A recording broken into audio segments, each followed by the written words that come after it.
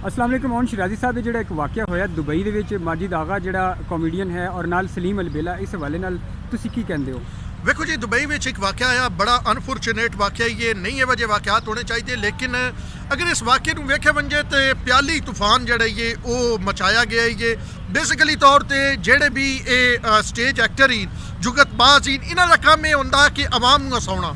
ਠੀਕ ਹੈ ਜੀ, ਆਵਾਮ ਨੂੰ ਹਸਾਉਣੇ ਵਾਸਤੇ ਥੋੜਾ ਜਿਹਾ ਫਿਰ ਨਾ ਤੁਸੀਂ ਰਿਐਲਿਟੀ ਚਾਹੁੰਦੇ ਹੋ, ਮਤਲਬ ਮੇਰਾ ਕੋਈ ਦੋਸਤ ਪਠਾਨ ਹੈ, ਕਿਸੇ ਦਾ ਦੋਸਤ ਸਿੱਖ ਹੈ, ਕਿਸੇ ਦਾ ਪੰਜਾਬੀ, ਤੇ ਤੁਸੀਂ ਕੋਸ਼ਿਸ਼ ਕਰਦੇ ਹੋ ਕਿ ਇਹ ਜੁਗਤ ਹੀ ਨਹੀਂ ਮਾਰੇ ਕਿ ਨਾਲ ਦੋਸਤ ਬੈਠਾ ਨਾ ਕਿਵੇਂ ਅੱਲਾ ਤੁਹਾਨੂੰ ਜੁਗਤ ਲੱਗ ਗਈ।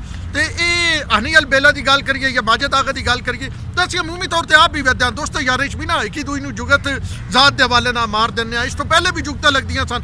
ਹਾਲਾਂਕਿ ਅਗਰ ਤੁਸੀਂ ਮਤਲਬ ਇਹ ਕਹੋ ਨਾ ਕਿ ਇਹ ਹੋਣਾ ਚਾਹੀਦਾ ਇਥੀਕਲੀ ਜਾਂ ਨਹੀਂ, ਇਥੀਕਲੀ ਨਹੀਂ ਹੋਣਾ ਚਾਹੀਦਾ, ਲੇਕਿਨ ਇੱਕ ਰਿਵਾਜ ਹੀ ਹੈ, ਇੱਕ ਮਤਲਬ ਸਾਡਾ ਸੂਰਤ ਹਾਲ ਹੈ ਮਾਸ਼ਰੇ ਦੀ।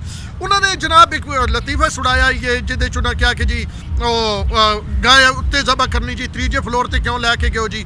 ਇਸ ਤੋਂ ਉਸਨੇ ਪਠਾਨ ਨੂੰ ਕਿਹਾ ਦੂਜੇ ਤੇ ਕਰ ਲੈ, ਉਸਕੇ ਹੱਥ ਤੀਜੇ ਫਲੋਰ ਤੇ ਜਨਾਬ ਛੁਰੀ ਪਈ ਹੋਈ ਹੋ। ਇਹਦੇ 'ਚ ਹੁਣ ਮਤਲਬ ਕੋਈ ਉਹ ਪਹਿਲੂ ਨਹੀਂ ਨਿਕਲਦਾ ਪਿਆ। ਇਹ ਤੇ ਈਵਨ ਮੈਂ ਤੁਹਾਨੂੰ ਦੱਸਾਂ ਜਿਸ ਵੇਲੇ ਇੰਦਰਾ ਗਾਂਧੀ ਤੇ ਇਹਦੀ ਮੁਲਾਕਾਤ ਹੋਈ ਸੀ ਨਾ ਜ਼ੁਲਫਕਾਰ ਅਲੀ ਭੁੱਟੋ ਦੀ, ਤੇ ਇੰਦਰਾ ਗਾਂਧੀ ਨੇ ਕਿਹਾ ਸੀ ਮੇਰੇ ਕੋਲ ਇੱਕ ਉਹ ਕੌਮ ਹੈ ਜਿਹਦੇ ਦਿਨ ਵਿੱਚ ਇੱਕ ਵਾਰੀ 12 ਜ਼ਰੂਰ ਵੱਜਦੇ ਨੇ। ਉਹਨੇ ਸਿੱਖਾਂ ਦਾ ਕਿਹਾ ਸੀ ਤੇ ਭੁੱਟੋ ਨੇ ਮੁਸਕਰਾ ਕੇ ਕਿਹਾ ਸੀ ਮੇਰੇ ਕੋਲ ਉਹ ਕੌਮ ਹੈ ਜਿਹਦੇ 24 ਘੰਟੇ 12 ਵਜੇ ਰਹਿੰਦੇ ਨੇ। ਮਤਲਬ ਇਹਨਾਂ ਚੀਜ਼ਾਂ ਨੂੰ ਲਾਈਟਰ ਮੂਡ ਵੀ ਨਾ ਹੁਣ ਕਵੇ ਕਿ ਭੁੱਟੋ ਜੀ ਕੋਈ ਪਠਾਨਾਂ ਦੇ ਬਾਰੇ ਕੋਈ ਗਲਤ ਗੱਲ ਕਰ ਜਾਂ ਇੰਦਰਾ ਗਾਂਧੀ ਸਿੱਖਾਂ ਦੇ ਬਾਰੇ ਗਲਤ ਗੱਲ ਕਰ, ਤੇ ਇਹਨਾਂ ਚੀਜ਼ਾਂ ਨੂੰ ਲਾਈਟਰ ਲੈਣਾ ਚਾਹੀਦਾ। ਜਿਹੜਾ ਆਗਾ ਮਾजिद ਹੈ ਸਾਡਾ ਇੱਕ ਸਟਾਰ ਹੀ ਹੈ, ਹਨੀ ਅਲਬੇਲਾ ਸਾਡਾ ਸਟਾਰ ਹੈ, ਠੀਕ ਸੌਰੀ ਸਲੀਮ ਅਲਬੇਲਾ, ਦੋਨੋਂ ਭਾਈ ਨਾ, ਸਲੀਮ ਅਲਬੇਲਾ ਸਾਡਾ ਸਟਾਰ ਹੀ ਹੈ।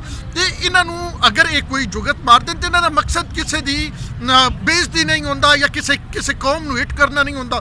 ਉਹਨਾਂ ਪਠਾਨਾਂ ਨੂੰ ਜੁਗਤ ਮਾਰੀ, ਅਗਲੀ ਪੰਜਾਬੀਆਂ ਨੂੰ, ਮਤਲਬ ਅਸੀਂ ਪੰਜਾਬੀ ਪਠਾਨ ਕਰਦੇ ਨਾ, ਲੇਕਿਨ ਉਹ ਇੰਜੋਇਮੈਂਟ ਜ਼ਿਆਦਾ ਹੁੰਦੀ ਨਾ। ਇਸ ਵਜ੍ਹਾ ਤੋਂ ਮੇਰੇ ਖਿਆਲ ਹੈ ਕਿ ਜਿਹੜੀ ਉਹਨਾਂ ਨੂੰ ਬਾਰ-ਬਾਰ ਮਾਫੀਆਂ ਮੰਗਵਾਈਆਂ ਗਈਆਂ, ਜਿਹੜੇ ਉਹਨਾਂ ਨੂੰ ਜਨਾਬ ਬਾਰ-ਬਾਰ ਉਹਨਾਂ ਦੀ ਵੀਡੀਓ ਬਣਾਈਆਂ ਗਈਆਂ, ਮਜਬੂਰ ਕੀਤਾ ਗਿਆ। ਮੇਰੇ ਖਿਆਲ ਇਹੋ ਜਿਹੇ ਮਾਮਲਾਤ ਜਿਹੜੇ ਹੁੰਦੇ ਨੇ ਆਪੇ ਹੀ ਬਜਾਏ ਜੋੜਨ ਦੇ ਆਪੋ ਤੋਂ ਦੂਰ ਕਰਦੇ। ਤੁਸੀਂ ਇਹ ਆਖੋ ਜੀ ਇਹਨਾਂ ਜੁਗਤ ਮਾਰੀ ਜੀ ਪਠਾਣੇ ਤੇ ਹੁਣ ਅਸੀਂ ਪੰਜਾਬੀ ਤੇ ਜੁਗਤ ਮਾਰਤਾ। ਹੁਣ ਪੰਜਾਬੀਆਂ ਦੇ ਬਾਰੇ ਕਿੰਨੇ ਬੰਦੇ ਆਉਂਦੇ ਨੇ ਜਿਹੜਾ ਜੀ ਆਉਂਦਾ ਨਾ ਕੋਈ ਫਾਤੇ ਪੰਜਾਬੀ ਜੀ ਥੱਲੇ ਲੇਟ ਬੰਦੇ, ਗੱਲ ਬਿਲਕੁਲ ਗਲਤ ਹੈ। ਤੁਸੀਂ ਵੇਖ ਲਵੋ ਪੰਜਾਬੀ ਕਦੇ ਥੱਲੇ ਨਹੀਂ ਲੇਟੇ, ਲੇਕਿਨ ਕਹਿ ਦਿੰਦੇ ਠੀਕ ਹੈ ਯਾਰ ਇੱਕ ਇੰਜੋਇਮੈਂਟ ਹੀ ਹੈ ਨਾ, ਕਹਿ ਦਿੰਦੇ ਜੁਗਤ ਮਾਰੀ। ਹੁਣ ਬੀਵੀਆਂ ਤੇ ਇਤਨੀਆਂ ਜੁਗਤਾਂ ਬਣੀਆਂ ਹੋਈਆਂ ਨੇ, ਤੇ ਜੇ ਬੀਵੀ ਖਾਵੰਦ ਵਾਲੀ ਜੁਗਤਾਂ ਤੇ ਲੜਾਈ ਪਾਉਣ ਲੱਗੇ ਤਾਂ ਫਿਰ ਅੱਧਾ ਪਾਕਿਸਤਾਨ ਤਲਾਕਾ ਲੈ ਵੰਜੇ, ਅੱਧੇ ਪਾਕਿਸਤਾਨ ਦੀਆਂ ਤਲਾਕੋ ਵਨ। ਬਾਹਰ ਲਾਈਟਰ ਮੂਡ ਨੂੰ ਲਾਈਟਰ ਮੂਡ ਵੀ ਲਿਆ ਕਰੋ, ਇੰਜੋਏ ਨੂੰ ਇੰਜੋਏ ਕੀਤਾ ਕਰੋ।